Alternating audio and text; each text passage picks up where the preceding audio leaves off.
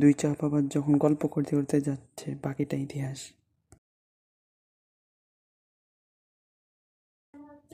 জানিস তো, আমার দাদার না একটা গোয়ালঘর ছিল।